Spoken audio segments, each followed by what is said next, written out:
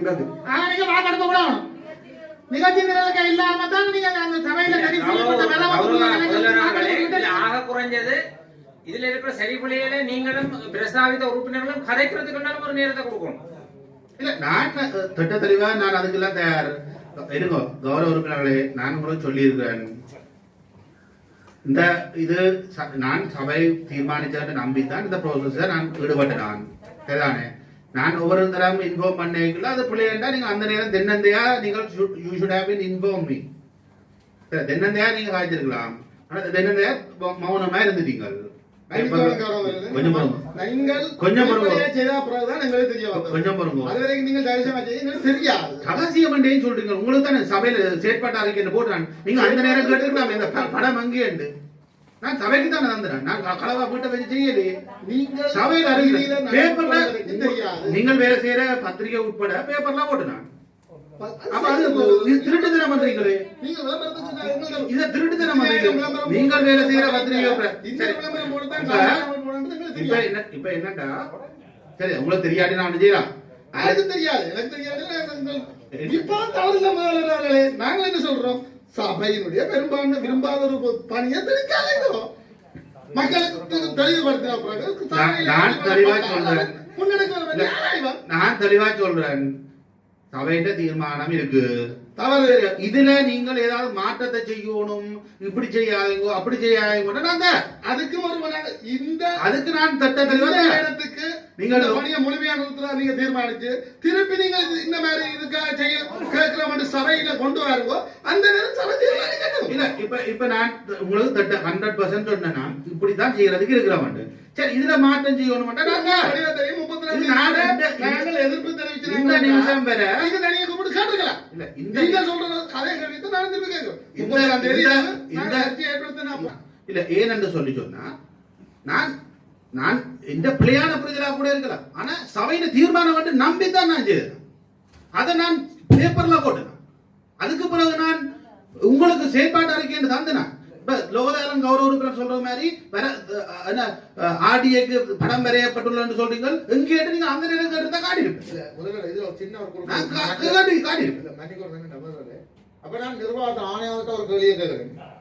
இந்த சபை தீர்மானம் அந்த தீர்மானத்தின் அடிப்படையில் நடவடிக்கை மேற்கொள்ளப்பட்டா ஏன் நீங்கள் சட்டரீதியா பத்திரிகையில விளம்பரம் செய்யல, ஏன் விலை மனக்கோரல் செய்யல, செய்யாம என்ன அடிப்படையில் இந்த திட்டத்தை நீங்க மேலதிகமா முன்னெடுத்து சென்றீங்க? இல்ல நான் சொல்றேன், நான் தான் சபையின நிதி பொறுப்பாளர். நான் சபையின நிதி பொறுப்பாளர். நான் சபையின நிதி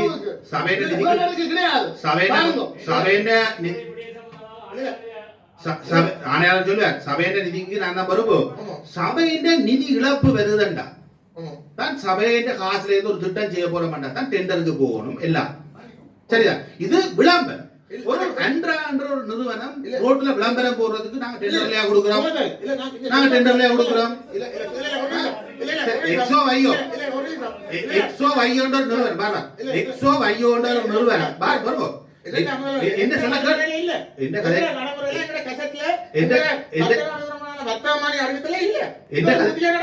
என்ன கதை எக்ஸோ வையோன்ற ஒரு நிறுவனம் விளம்பரம் போடுதுன்னு சொல்லி சொன்னா டெண்டர்லயா கொடுக்கிறோம்.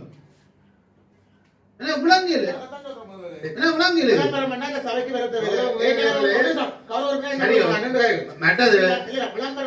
நீங்க சொல்ற அதிகாரம் சரி, எந்த மாற்றுக்கிறதுக்கும் இடமில்லை. இது விளம்பரம் என்ற கட்டகரிகள் கசட் பண்ணப்பட்ட கட்டண அறிவித்தலுக்குள்ள விரையில புதிதாக ஒரு விண்ணப்பம் பெறுமெண்டா விண்ணப்பம் பெறலாம். அதுல இந்த மாதிரி விண்ணப்பம் பெறுகின்ற போது இது புதிய விடயம் என கருதி அதற்கான நடைமுறைகள் வந்து தயாரிக்கப்பட்டு அது சபையில அனுமதிக்கப்பட்டு அந்த சபை தீர்மானத்தின் அடிப்படையிலே வர்த்தமானியிலே வெளியீடு செய்யப்பட்டு அதன் அடிப்படையிலே அதற்கு பின்னர் நீங்க நினைச்சதெல்லாம் சட்டம் இருக்கு. ரெகுலேஷன் இருக்கு. ரெகுலேஷன் இருக்கு.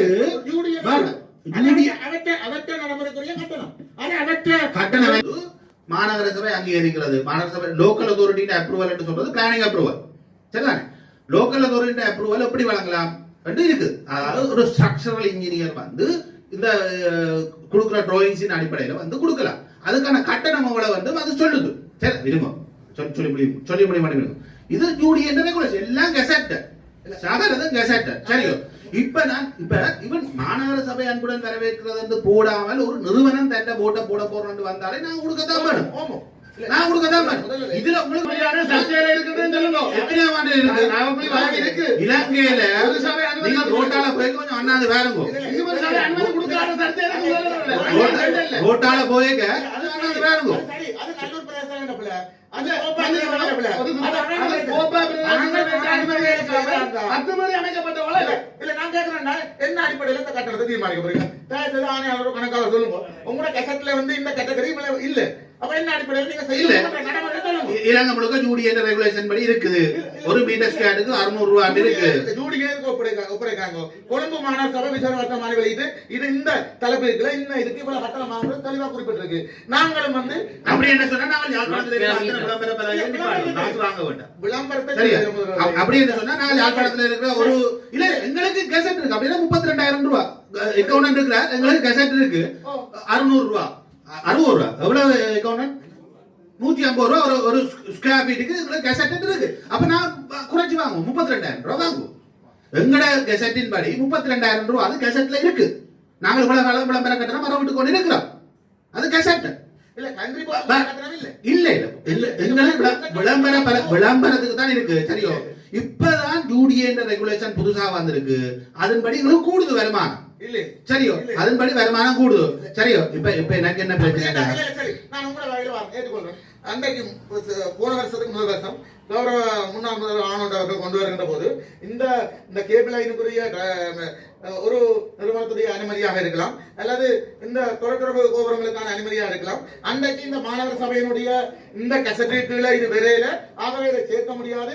அவ்வாறு அனுமதி கொடுப்பதாக இருந்தால் அந்த கசட்டீட்டுல கொண்டு வந்து தான் செய்யணும்னு இந்த சபை ஏகமனதாக முடிவெடுக்க அன்றைக்கு ஒரு சட்டம் பாயுதுன்னா இன்றைக்கு சட்டம் வேற மாதிரி பாயுது. அதான் இந்த கேள்வி. அனுமதி கொடுத்திருக்கோம். அன்றைக்கு வருமான இழப்பு இருந்தது. முதல் மாநகர சபை சென்ற வருட மாநகர சபையில இந்த கேபிள் லைன் கொண்டு வர தொடர்பாக ஒரு 2 நிறுவனங்கள் அனுமதிக்கு கோரியிருந்தன. அந்த கோரியிருந்தபடி அது ஒன்று. 2வது விடயம் இந்த ஸ்மார்ட் போன் என்ற கேட்டகரியில ஒரு நிறுவனம் விண்ணப்பம் கோரியிருந்தன. இதுல 2 பிரச்சனை அடிப்படை. ஒன்று அதனுடைய தொழில்நுட்பம் சம்பந்தமான பிரச்சனை எழுப்பினாங்க. 2வது வர்த்தமானியிலே இந்த தொலைத்தொடர்பு கோபுரங்கள் என்ற கேட்டகரிக்கு இது வரையில அவை இதனுடைய கட்டணங்களாம் தீர்மானிக்கப்பட்டு வரையறுக்கப்படணும் இந்த சபை தீர்மானித்தது. அதே மாதிரி தான் அந்த கேபிள் லைன் உரிமையாளர்களுக்கும் அந்த பதில் அளிக்கப்பட்டது. அதற்கு அனுமதி வழங்கப்படவில்லை போட்டிருக்கிறாங்க. அது வேறு பிரச்சனை. அப்ப அன்னைக்கு நாங்க சபை அப்படி ஒரு முடிவு எடுத்துறாங்க. இது புதுசாக ஒரு விடயம் இருக்கு. அது செய்யத்தான் வேணும். ஒருத்தர் விண்ணப்பம் போட்டா நாங்கள் இன்றைக்கு இந்த போர்ட் போடணும்னு விண்ணப்பம் போடுறோம். அனுமதி கொடுக்கத்தான் வேணும். எந்த பிரச்சனையும் இல்லை.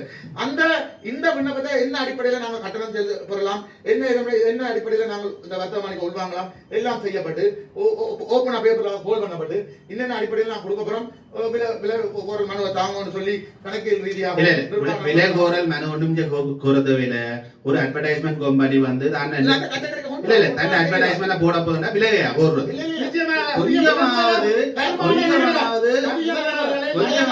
தலைக்கு மேல உள்ளாங்க மாதிரி கதை டெண்டர் எங்க ஹோல் பண்றது படிங்கோ. டெண்டர் வந்து சபைண்ட நிதியை இழக்கிறது. சபைக்கு நிதியை ஏர்ன் பண்றதுக்கு டெண்டர் ஹோல் பண்ணணும். அக்கவுண்டன்ட் சபைக்கு நிதியை ஏர்ன் பண்றதுக்கு டெண்டரா போடுறீங்க. ஒவ்வொரு சபை ஏர்ன் பண்றதுக்கு டெண்டர் ரோட்ல போற விளம்பர பலகைக்கெல்லாம் டெண்டர் ஆடுறீங்க.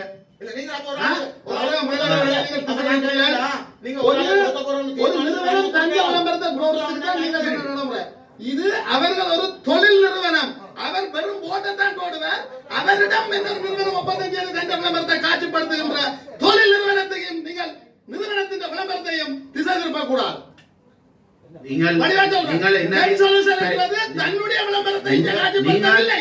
நீங்கள் என்னதான் அந்த இடத்தை நீங்கள் என்னதான் பெற்று நிறுவனத்துக்கு காட்சிப்படுத்த அவர் தன்னுடைய வருமானத்தை ஈட்டுகின்றார். ரெண்டுக்கும் உள்ள வித்தியாசத்தை நீங்க தெரிஞ்சுக்கணும். தெரியும் ஒரு பீப்புள்ஸ் பேங்க் வந்து செய்யுதுண்டா கான்ட்ராக்டர் பிடிச்சுதான் செய்யும். பீப்புள்ஸ் பேங்க்ல ஸ்டாஃப் வந்து கேன் ரிப்போர்ட் போடுறே இல்ல.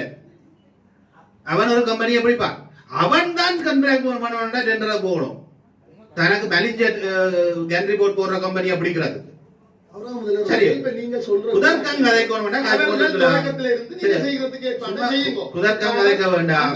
சரியா முதற்கம் கலைக்க வேண்டாம். நான் வேணும் என்றால் நாங்கள் தயாரா இருக்கிறோம். சரிதானே?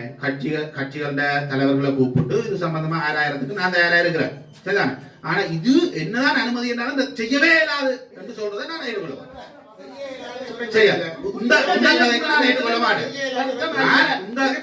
தீர்மானம் போட்டு இந்த விஷயத்தை நான் செய்யவே விட மாட்டேன் என்று சொன்னா நான் கடைசி வரை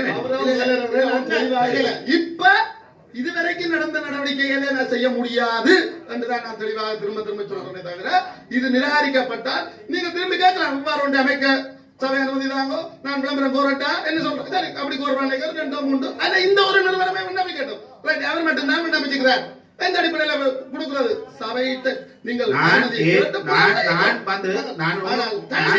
தெளிவா சொல்றேன். இது டெண்டர் அல்ல. இது டெண்டர் ப்ரொசீஜருக்கு போக வேண்டிய தேவையும் கிடையாது. பேப்பர்ல போட்டுறான். நீங்க தாராளமா கூட்டி கொண்டு வாங்கோ வேற கம்பெனிகளை எந்த கம்பெனியை கூட்டி கொண்டு வாங்கோ. எனக்கு ஒரு பிரச்சனை என்ன ரோட்டு கிடக்கு 10 ரோட்டு கிடக்கு. நீங்கள் யாராவது இருந்தா கூட்டிட்டு பகிரங்கமா பேப்பர்லாம் போட்டுங்க வேற சொல்லி 10 ரோட்டுல 2க்கு தான் வந்திருக்கிறாங்க. சரிதான். மிச்சம் 8 ரோட்டு கிடக்கு. 8 ரோட்ல நாங்க தாராளமா அனுமதிக்கலாம். யாரும் வந்தா இது டெண்டருக்கு போக வேண்டியது என்ன இருக்கு? நாங்க கேட்கிறதா யார் கூட காசு தர போறீங்க? இல்ல இது முதல் நடைமுறை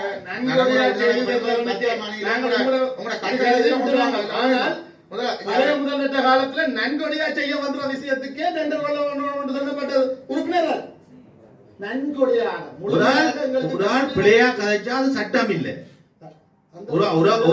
ஒரு உறுப்பினர் இங்க இருக்கிற என்ன தவிர அந்த வட்டார உறுப்பினரை நீங்க அந்த இடத்துக்கு கூப்பிடுங்க. அந்த வட்டார உறுப்பினரையே நீங்க அந்த இடத்துக்கு கூப்பிடுங்க. நாங்கள் அன்றைக்கு போனது மராமத்து குழு முழு பேரும் போனார். சரியா? மராமத்து குழுவே போனது.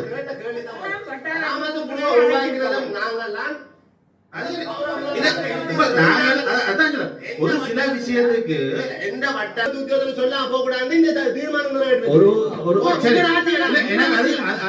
அதுக்கு மாற்றவனே இல்லை. நான் திருப்பி உங்களை கூட்டிட்டு போறேன். அந்த வட்டார உறுப்பினரை கூட்டிட்டு போகலாம்.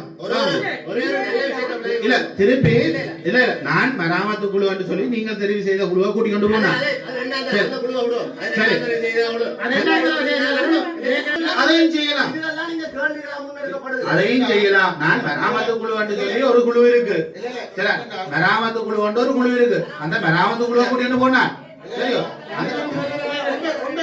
எங்க நடைபெறுகின்ற பௌதிக திட்டமிடல் சம்பந்தமாக அங்க இங்க தீர்மானிக்கப்பட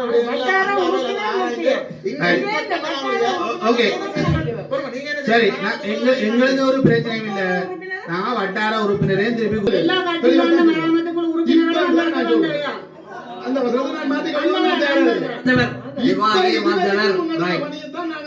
மராமத்து குழுவில் நிர்வாகியர் வந்தவர் அன்றைக்கு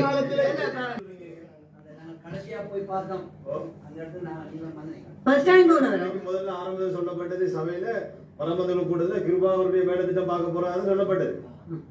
அங்க போனது அங்க போன கொஞ்சம் கொஞ்சம் கதைக்க விடுங்க. கொஞ்சம் என்ன நீங்க கதைக்க விடுங்க. முதல்ல அதாவது நான் வந்தது கௌரவ முதல்வர் சொன்னாரு இப்படி அனைத்து இந்த போட்ல இருந்து ஒருத்தர் வராங்க. எலக்ட்ரிசிட்டி போட் ஓட்ட போட்ல இருந்து வராங்க. நாங்க போகணும். எனக்கு எங்க போற வேண்டிய சம்பந்தம் தெரியும். அங்க போனால் இந்த போட் சம்பந்தம் நான் போட் போறது கொலைன்னு சொல்லி போட்டு அங்க சைன் பண்ணி போட்டு நான் அங்க வந்து சரியான சைன் பண்ணிடுமோ இல்ல அதான் எனக்கு அனுமதி கொடுக்கிறதுக்கான ப்ரோசஸ் நாங்கள் அனுமதி கொடுக்கிறதுக்கான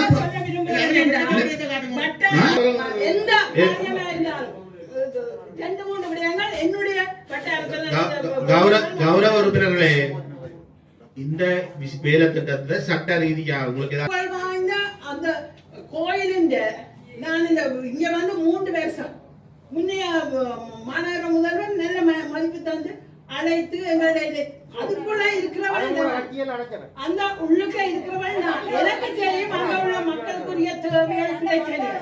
சரியோ, ஒரு நாள் அழைக்கல. இத்தனைக்கும் பெண்கள் சிறுவர் சமய விவகார குழு தலைவர் என்ன தலைகுடி வேண்டாம் என்ன வந்து காட்டினார். என்ன மாதிரி நடக்கும் நான் ஒரு வட்டார உறுப்பினர் என்ற ரீதியில வந்து கேட்பேன் தானே என்ன மாதிரி இந்த நல்லூர் கோயில் இந்த முறை நடைபெற போகுது ஒன்றும் தெரியாது. அது முதல்வரோட இணைந்த அவருடைய கட்சியாக்களும் சேர்ந்துதான் எல்லாம் இப்ப அதுதான் நடக்குது. அது நீங்கள் தவிர்க்க வேண்டும். அந்த விஷயத்துல நீங்கள் மிஸ்யூஸ் பண்ணினா உங்களை விட நான் சொல்ல வர இல்ல உங்களை மிஸ்யூஸ் பண்ணிடமோ எனக்கு தெரியாது. அது அடுத்த இன்னொரு விடயம் அது நான் இதை சொல்ல விரும்பல. அது வந்து எனக்கு எதிரான ஒரு விமர்சனமாக போயிடும். அது நான் தனிப்பட்ட முறையில உங்களோட நான் கதைக்கிறேன். நிச்சயமா அந்த இந்த கோயில் சம்பந்தமான இதுல என்னை அழைத்திருக்க வேண்டும். நான் அந்த வட்டார மக்களால் தெரிவு செய்யப்பட்ட ஒரு உறுப்பினர். இல்ல அதுல ஒரு தவறு நடந்திருந்தால் நான் அதுக்கு உங்கள்ட்ட மன்னிப்பு கேட்கறது நான் ஆனா நான் வந்து கட்சியின் ஒவ்வொருத்தரையும் கூப்பிடுறேன். எங்களுக்கும் அந்த நேரம் தோன்றினா செய்து போட்டோம்.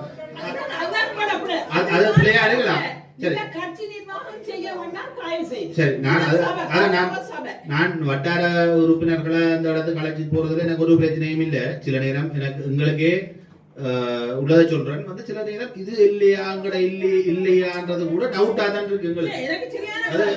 எங்களோட வட்டாரம் இன்னொரு வட்டாரமா இருக்கு.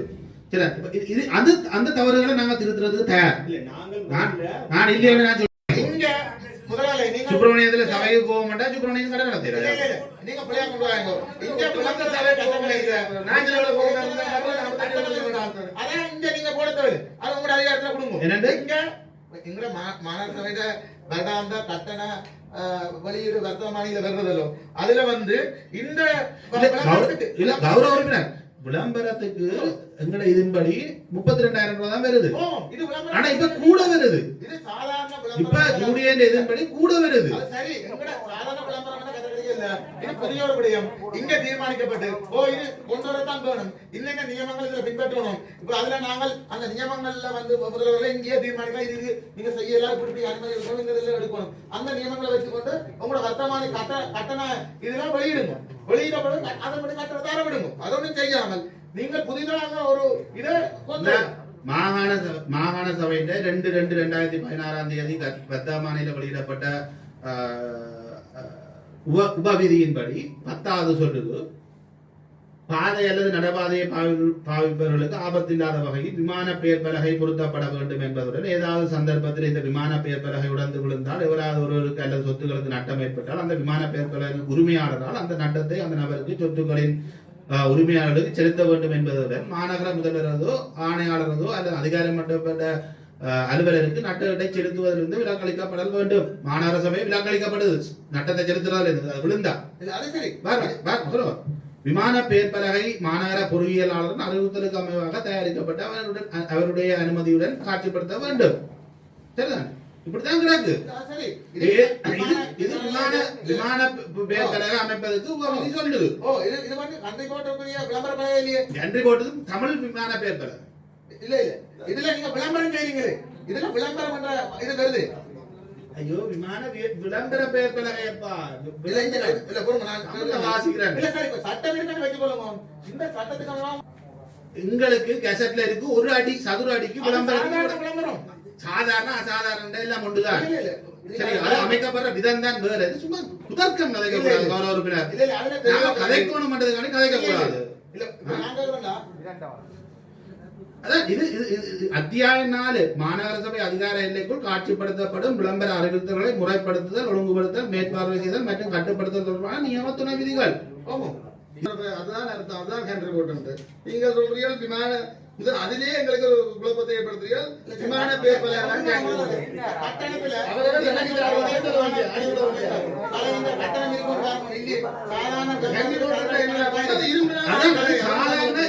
எங்களுக்கு ரூல்ஸ் வந்து உலக காலம் இருக்கு. ஒரு சதுர அடிக்கு வளவு அது நீங்க நிலத்துல நட்டான பறந்து கொண்டு இருந்தான நிலத்துல படுக்க வச்சிருந்தான ஒரு சதுர அடிக்கு வளவு தான் இருக்கு. ஏற்றுக்கொள்றேன் நான் ஆர்டிஏ சொன்ன இடம் எனக்கு ஏற்றுக்கொள்ள முடியாதுன்னு அவரை நேர கூட்டு கொண்டு போய் டிஸ்பியூட் பண்ணினான். அது உண்மை. ஆனால் உங்களோட பேரை தவறாக பாவித்து அதுக்கு நான் என்ன கூப்பிட்டு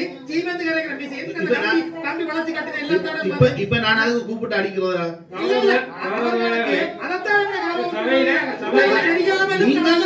நீங்கள் அதை நம்பணும். சரியோ நான் எங்க கொடுத்து நான் காட்டுங்க கடிதத்தை எனக்கே ஷாக் ஆனால் அப்படி சொன்னா நான் வந்தது உண்மை நான் ஆர்டிஏ லெட்டர்ல இந்த கிலோமீட்டர் சொல்லி ஒரு இடம் மென்ஷன் பண்ண மாட்டேன் அப்ப எனக்கு ஷாக் வந்து எங்களுக்கு தெரியாது சபையா தீர்மானம் எடுத்த பிறகு அப்புறம் இதை பற்றி எங்களுக்கு தெரியாது ஆர்டிஏ இடம் எதுன்னு தெரியாது ஆர்டிஏ எங்களை கேட்காம குறிப்பிட்டா தெரியாது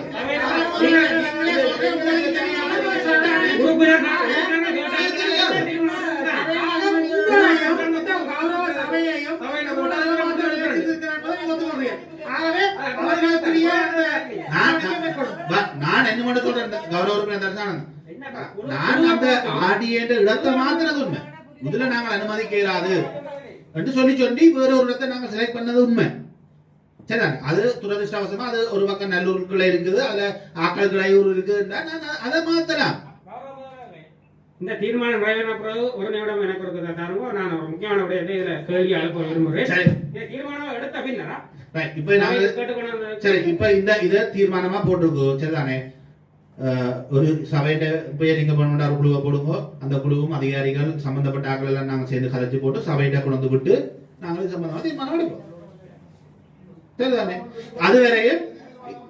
அதுவரையும் இந்த கண்ட்ரி போர்ட் அமைக்கிறதுக்கான பணிகள் எதுவும் நடைபெற மாட்டாங்க கண்ட்ரி போர்ட் அமைக்கிற சம்பந்தமான பணிகள் எதுவும்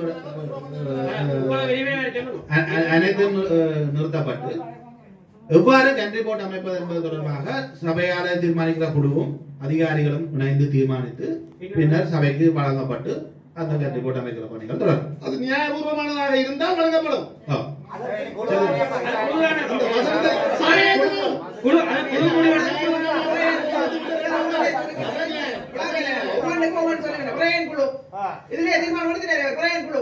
தீர்மானம் எடுத்தாச்சு அந்த குழு அமைக்கிற ஒரு ஆலோசனை முன்வைக்கிறேன் கௌரவ முதல்வர்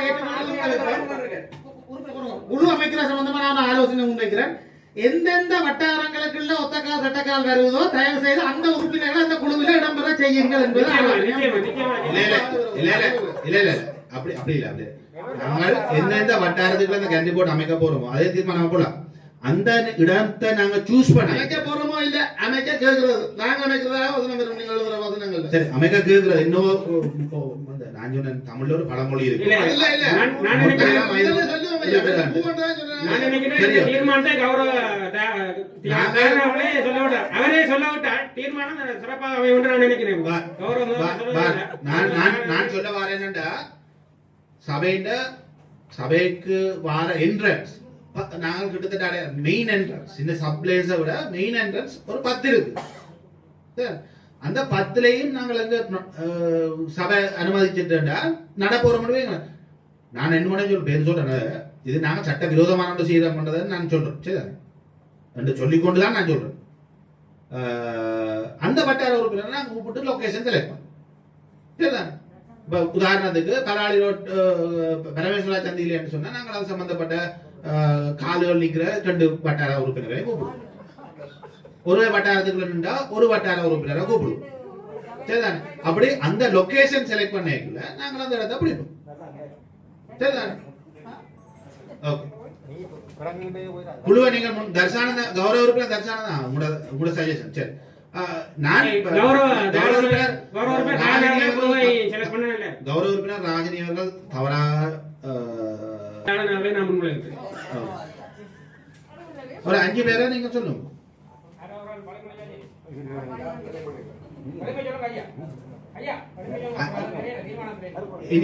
மாநகர சபை உறுப்பினர் மேயர் என்ற ரீதியில நானும் அந்த 5 பேர்ல ஒரு ஆளா இருக்கலாம்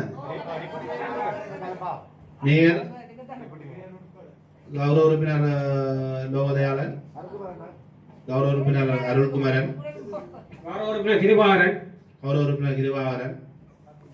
உறுப்பினர் பார்த்திபன் இந்த 5 பேரையும் போடுங்க இந்த விஷயத்தை நான் ஒரு ஆலோசனையா கேட்கிறேன் பார்த்திபன் போய் உங்களுடைய தெரிகிறதால அவருக்கு விட்டுட்டு நெல்ல வார பத்மமுரளி அவர்களை உள்ளடக்கிறான் எல்லாருக்கும் கௌரவ உறுப்பினர் பத்மமுரளி அவர்கள் எல்லாரும் என்னோட கூட தெரியுறவன் நான் அனுப்பினால் நான் பிரசுரிக்க வசதியா கௌரவ உறுப்பினர் சபைக்கு வெளியில கௌரவ உறுப்பினர் தர்ஷானந்தும் நாங்களும் நல்ல நட்பு, அது வேற பிரச்சனை. பகிரங்கமா ஒத்துக்கொள்றேன். கட்சி என்ற ரீதியில நான் விட்டு கொடுக்கிறேன். ஓகே, அடுத்தது